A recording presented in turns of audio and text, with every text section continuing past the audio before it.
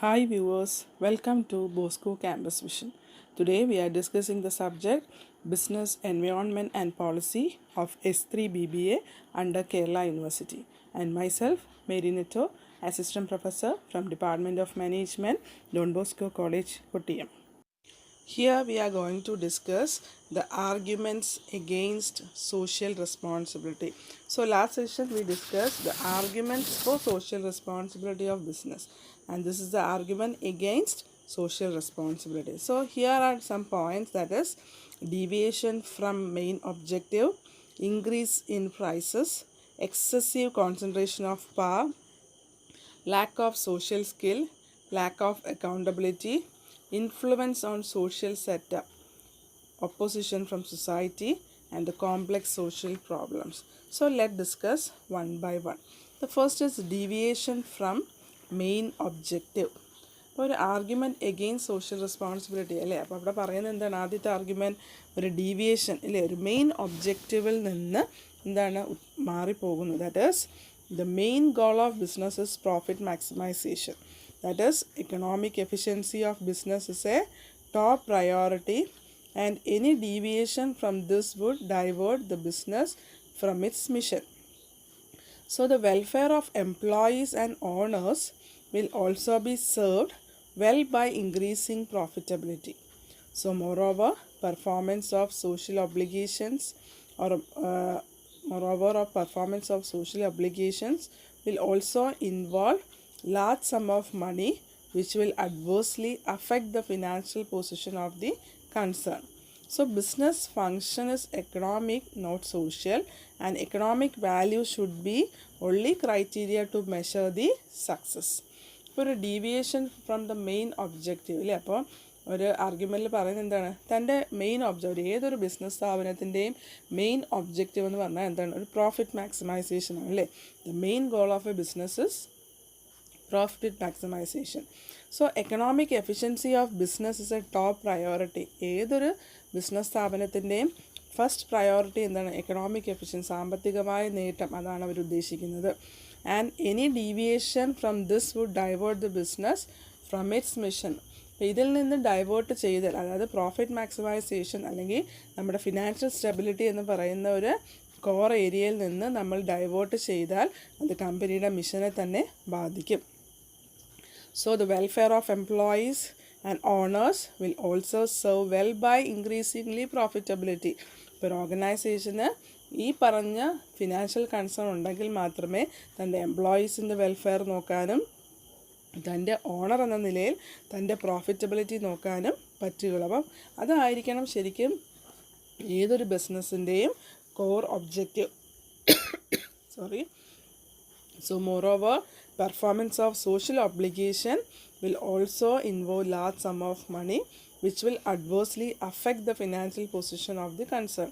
അപ്പം നമ്മൾ പറഞ്ഞു സോഷ്യൽ റെസ്പോൺസിബിലിറ്റി വരുമ്പോൾ അല്ലെങ്കിൽ സൊസൈറ്റിക്ക് വേണ്ടി കാര്യങ്ങൾ ചെയ്യണമെങ്കിലും അവിടെ നമുക്ക് എന്ത് വേണം? മണി എന്ന് പറയുന്ന ഒരു സോൾ വേണം ഇല്ലേ, സം ഓഫ് മണി വേണം. അപ്പം ഇതില്ലാതെ വരും. ഇപ്പോൾ ഒരു ഫിനാൻഷ്യൽ പൊസിഷൻ അല്ലെങ്കിൽ ഫിനാൻഷ്യൽ കൺസേൺ ഇല്ലാത്തൊരു ഓർഗനൈസേഷന് സോഷ്യൽ റെസ്പോൺസിബിലിറ്റി ഏറ്റെടുത്ത് ചെയ്യാൻ പറ്റാതെ വരുന്നൊരു കണ്ടീഷൻ ഉണ്ടാകും. So business function is economic, not social, and the economic value should be all the criteria to measure the success ഇല്ല. അപ്പോൾ അതുകൊണ്ട് തന്നെ ഒരു കോറായിട്ട് അവർ പറയുന്നത് എന്താണ്? ഒരു ബിസിനസ്സിൻ്റെ ഫങ്ഷൻ എന്ന് പറയുന്നത് എപ്പോഴും സാമ്പത്തികമാണ്, എക്കണോമിക് ആണ്, അതൊരിക്കലും സോഷ്യൽ അല്ല. അതിൻ്റെ ഒരു ഭാഗമാണ് social response. It is a part of society അല്ലെങ്കിൽ it is a part of business എന്ന് പറയാം. അപ്പോൾ കോർ എന്ന് പറയുന്നത് എപ്പോഴും എന്താണ്? എക്കണോമിക് എന്ന് പറയുന്ന ഒരു ഫങ്ഷനാണ്. And the economic value should be only the criteria to measure the success ഇല്ലേ. അപ്പോൾ ഒരു എക്കണോമിക് വാല്യൂ എന്ന് പറയുമ്പോൾ എന്താണ്? അത് തൻ്റെ ബിസിനസ്സിനെ മെഷർ ചെയ്യണമെങ്കിൽ അല്ലെങ്കിൽ എൻ്റെ ഫിനാൻഷ്യൽ സ്റ്റെബിലിറ്റി, കമ്പനിയുടെ പ്രോഫിറ്റ്, ഇത് വെച്ചുകൊണ്ടാണ് കമ്പനിയുടെ സക്സസ്സിനെ നമ്മൾ ഒരു വാല്യൂ ആയിട്ട് അളക്കുന്നത്. അപ്പോൾ അതൊരു ഭാഗമാണ്. അതുകൊണ്ട് തന്നെ ഒരു ഓർഗനൈസേഷൻ്റെ കോർ ഒബ്ജക്റ്റീവ് എന്ന് പറയുന്നത് എപ്പോഴും എന്താണ്? പ്രോഫിറ്റ് മാക്സിമൈസേഷൻ ആണ്. And second we discuss increase in prices. That is cost of social responsibility will be passed on to the society in the form of increased prices. So when a business house is required to spend money on performing social obligation, the money spent on social welfare will be collected from consumer only by way of increased price of goods and services. So ultimately it is the consumer who bear the burden of social obligation. അപ്പോൾ രണ്ടാമത് പറയുന്ന argument അല്ലേ, increased in prices. അപ്പം ഒരു business സ്ഥാപനം social responsibility ചെയ്യണമെന്ന് നമ്മൾ പറഞ്ഞു, ചില ഉത്തരവാദിത്തങ്ങൾ. അപ്പം ഈ സോഷ്യൽ റെസ്പോൺസിബിലിറ്റി ഒരു ബിസിനസ് സ്ഥാപനം ചെയ്യണമെങ്കിൽ അവർക്ക് എന്ത് വേണം? ഫണ്ട് വേണം, ഫിനാൻസ് വേണം. അപ്പോൾ ഓട്ടോമാറ്റിക്കലി ഈ ഫണ്ട് റേസ് ചെയ്യുന്നവരെങ്ങനെയാണ്? താൻ വിൽക്കുന്ന പ്രോഡക്ട്സിന് പ്രൈസ് കൂട്ടി കൊടുക്കും ഇല്ലേ. പ്രൈസ് ഇപ്പം 50 പൈസയ്ക്ക് വിൽക്കേണ്ട ഒരു കാര്യമാണെങ്കിൽ ചിലപ്പോൾ അത് 1 രൂപയ്ക്ക് വിറ്റും. അപ്പോൾ അത് അവരുടെ പ്രോഫിറ്റ് പ്ലസ് ഒരു സോഷ്യൽ റെസ്പോൺസിബിലിറ്റിക്ക് വേണ്ടിയുള്ള ഫണ്ടായിട്ട് അവർ എടുക്കുക. അപ്പോൾ അത് വരുമ്പോൾ ശരിക്കും ഇത് ബാധിക്കുന്ന ആരെയാണ്? അൾട്ടിമേറ്റ് കൺസ്യൂമറിനെയാണ്. കൺസ്യൂമറിൽ നിന്നാണ് ഒരു പക്ഷേ ഇത് കൺസ്യൂമറിനാണ് ഇതൊരു ബേർഡനായിട്ട് മാറുന്നത്. അതുകൊണ്ടാണ് അവർ പറയുന്നത് it is an who bear the burden of social obligation. അപ്പം the cost of social responsibility will be passed on to the society in the form of increased price. അപ്പം ഈ സോഷ്യൽ റെസ്പോൺസിബിലിറ്റി ആരിലേക്ക് വന്നു കഴിഞ്ഞു? ഒരു സൊസൈറ്റിക്ക് അല്ലെങ്കിൽ വില കൂട്ടി അല്ലെങ്കിൽ പ്രോഡക്ട്സിന് വില കൂടുതലാകുമ്പോൾ അത് സൊസൈറ്റിയാണ് ശരിക്കും ബാധിക്കപ്പെടുന്നത്. So a business house is required to spend money on performing social obligation. The money spent on social welfare will be collected from consumers only by way of increased prices of goods and services. അപ്പം ഏതൊരു business സ്ഥാപനവും സൊസൈറ്റിയെ serve ചെയ്യുന്നുണ്ടെങ്കിൽ അവരുടെ കസ്റ്റമേഴ്സാണ് ശരിക്കും അതെന്താണ്, അവരുടെ കസ്റ്റമേഴ്സിൽ നിന്നാണ് ആ പൈസ. അപ്പോൾ ആ കമ്പനി വിൽക്കുന്ന പ്രോഡക്ട്സും സർവീസസും പ്രൈസ് കൂടുകയും തൻ്റെ കൺസ്യൂമേഴ്സാണ് ആ മണി കമ്പനിക്ക് പ്രൊവൈഡ് ചെയ്യുന്നത്. So ultimately it is a consumer who only bear the burden. അപ്പോൾ അൾട്ടിമേറ്റ് ആയിട്ട് പറയുകയാണെങ്കിൽ ഒരു സോഷ്യൽ റെസ്പോൺസിബിലിറ്റി ആരാണ്? ഈ കൺസ്യൂമേഴ്സിൻ്റെ ഒരു ബേർഡനാണ്. കാരണം ആ പ്രോഡക്റ്റ് വാങ്ങുന്ന കൺസ്യൂമറിൽ നിന്നാണ് ഇതിനുള്ള പൈസ ബിസിനസ്സുകാർ കണ്ടെത്തുന്നത്. Clear with the point? The third is excessive concentration of power. That is combining social activity with economic activity of business, who would mean giving business excessive concentration of power. That is, business has already got enough social power. Giving them more social power would mean letting them influence society in education, in home, in government and in market. So this way society will also start depending upon business. So this influence of business on society may create social, economic and political problems. So fourth, we discussed that excessive concentration of power, that is combining social activity with economic activity ഇല്ലേ. അപ്പം നമ്മൾ ചെയ്യുന്ന social activity എന്തുമായിട്ട് combine ചെയ്യുന്നു? Economic activity. അപ്പം സാമ്പത്തികവും സാമൂഹികപരമായിട്ട് കൂട്ടിക്കുഴയ്ക്കുമ്പോൾ the business would mean giving excessive concentration of power. അപ്പം ബിസിനസ്സിന് ഓട്ടോമാറ്റിക്കലി അവർ എന്തിനെ കോൺസെൻട്രേറ്റ് ചെയ്യും? പവർ എന്ന് പറയുന്നൊരു കോൺസെൻട്രേഷൻ അല്ലെങ്കിൽ അതിലേക്ക് അവർ കോൺസെൻട്രേറ്റ് ചെയ്യും. So business has already got enough social power. Give them more social power by letting them influence the society in education, in home or in government and in market ഇല്ലേ. അപ്പോൾ ഈ power ഇല്ലേ ഇതിനെ അവർ concentrate ചെയ്യുമ്പോൾ അത് എങ്ങനെയൊക്കെയാണ് സൊസൈറ്റിയിൽ വരുന്നത്? അത് എഡ്യൂക്കേഷൻ ആകാം, അല്ലെങ്കിൽ അവർക്കൊരു ഗവൺമെൻറ് സെക്ടറിലാവാം, മാർക്കറ്റിലാകാം. അപ്പോൾ ഇവിടെ എല്ലാം തന്നെ എന്താണ്? ഈ എക്സസീവ് കോൺസെൻട്രേഷൻ ഓഫ് പവറിനെ അവർ മാക്സിമം ഉപയോഗിക്കും.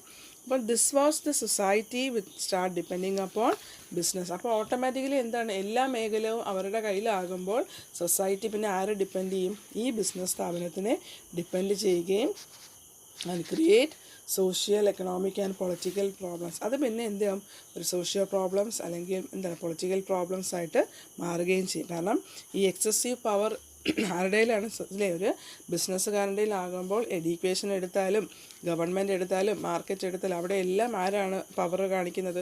ഈ ബിസിനസ്സുകാരാണ്. അപ്പം അൾട്ടിമേറ്റ് പ്രോബ്ലം പിന്നെ എന്താണ്? ഇവർ തന്നെയായി മാറുകയും ചെയ്യുന്നു.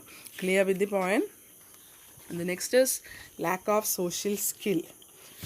That is, businessmen who are good at managing business may not be good at solving social problems.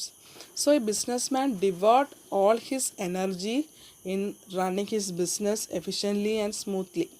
So he may have the required skill to solve complex social problems. So the problem has however, been solved to a great extent by institutions like some responsible institutions. അപ്പോൾ ഇവിടെ പറയുന്ന ഒരു lack of social skill ഇല്ലേ. ഇപ്പോൾ society ഇപ്പോൾ ഒരു ബിസിനസ്സുകാരൻ social responsibility ചെയ്യണമെന്ന് പറയുമ്പോൾ അതുമായിട്ട് ഡിപ്പെൻഡ് ചെയ്ത് വരുന്ന കാര്യങ്ങളെ അയാൾക്ക് സോൾവ് ചെയ്യണം എന്നില്ല. ഒരു ബിസിനസ് റൺ ചെയ്യാൻ അയാൾ എഫിഷ്യൻ്റ് ആയിരിക്കും, പക്ഷേ സൊസൈറ്റിയിലെ പ്രോബ്ലംസ് സോൾവ് ചെയ്യാൻ അയാൾക്ക് അത്രയുള്ള സ്കിൽ കാണത്തില്ല. So the businessmen who are good at managing business may be not good at solving social problems. ഇല്ലേ, ഒരു ബിസിനസ് ചെയ്യുന്ന ആൾ 100% സക്സസ് ആവും തൻ്റെ ബിസിനസ് കാര്യത്തിൽ, പക്ഷേ സൊസൈറ്റിയുടെ പ്രോബ്ലംസ് സോൾവ് ചെയ്യാൻ ഒരിക്കലും അയാൾക്ക് ആ ഒരു സ്കിൽ ഉണ്ടാകണമെന്നില്ല. So he devoted his energy in running his business efficiency and smoothly. അപ്പം അദ്ദേഹം ചെയ്യേണ്ടത് എന്താണ്? തൻ്റെ ബിസിനസ് സ്ഥാപനം നടത്തിക്കൊണ്ട് അതിൻ്റെ എനർജി മൊത്തം എന്തിനുള്ളതാണ്? തൻ്റെ ഓർഗനൈസേഷൻ്റെ എഫിഷ്യൻസി അല്ലെങ്കിൽ അതിൻ്റെ സ്മൂത്ത് റണ്ണിങ്ങിനാണ്. So he may not have the requirement to skill solve social problems. അപ്പം എല്ലാ ബിസിനസ്സുകാർക്കും ഒരുപോലെ എന്താണ് ഒരു സോഷ്യൽ പ്രോബ്ലം സോൾവ് ചെയ്യാനുള്ള സ്കില്ല് ഉണ്ടാകത്തില്ല. അപ്പം ഈ ലാക്ക് ഓഫ് സോഷ്യൽ സ്കിൽ ആണ് ഒരു സോഷ്യൽ റെസ്പോൺസിബിലിറ്റി ആർഗ്യുമെൻറ്റ്സിൽ പറയുന്നത്.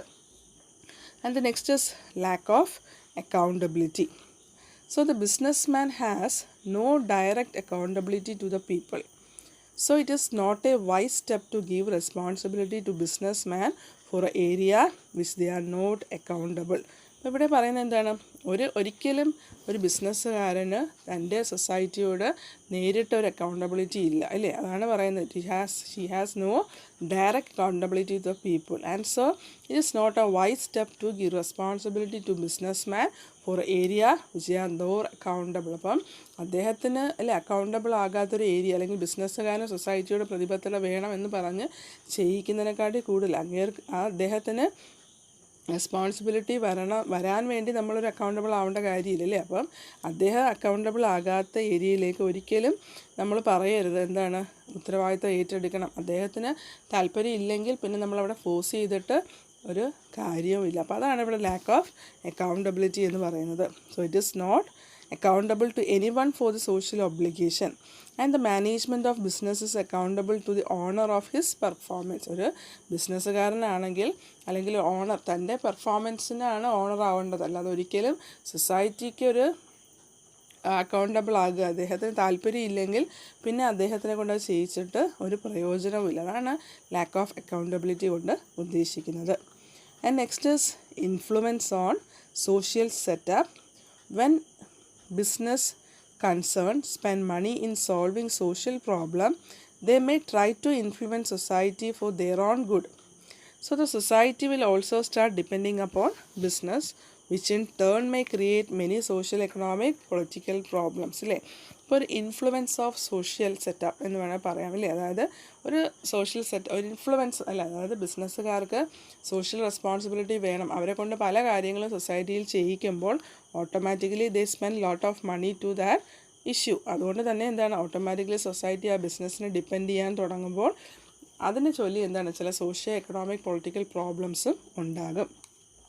So when business is concerned or business concerned spend more money in social goals or a social problem, then they have tried to influence society of their own good. അപ്പം ഒരു business സ്ഥാപനം ഇപ്പോൾ ഒരു കോടി രൂപ ഒരു business സ്ഥാപനം സൊസൈറ്റിക്ക് വേണ്ടി ചിലവാക്കിയിട്ടുണ്ടെങ്കിൽ അവർ തൻ്റെ ഓർഗനൈസേഷൻ നല്ലതാക്കണം എന്ന ഉദ്ദേശത്തോടു കൂടിയാണ് സൊസൈറ്റിയിൽ അത് സ്പെൻഡ് ചെയ്യുന്നത്.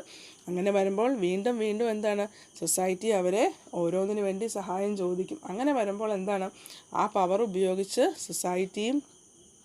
സൊസൈറ്റി അവരുടെ കീഴിലാകുകയും പിന്നെ പോകെ അത് ചില എക്കണോമിക് പ്രോബ്ലംസ് അല്ലെങ്കിൽ ചില സോഷ്യോ പ്രോബ്ലംസ് അല്ലെങ്കിൽ ചില പൊളിറ്റിക്കൽ പ്രോബ്ലംസ് ആയിട്ട് മാറാനും ചാൻസ് കൂടുതലാണ്. അപ്പം ഇൻഫ്ലുവൻസ് ഓഫ് സോഷ്യൽ സെറ്റപ്പ് എന്ന് പറയുന്നതും അതൊരു ആർഗ്യുമെൻ്റാണ്. And next is opposition from society. That is all group in society may not support the influence or involvement of business in social goal. So although few person wish the business to become more actively involved in performance of social obligation, but at the same time others may oppose this idea.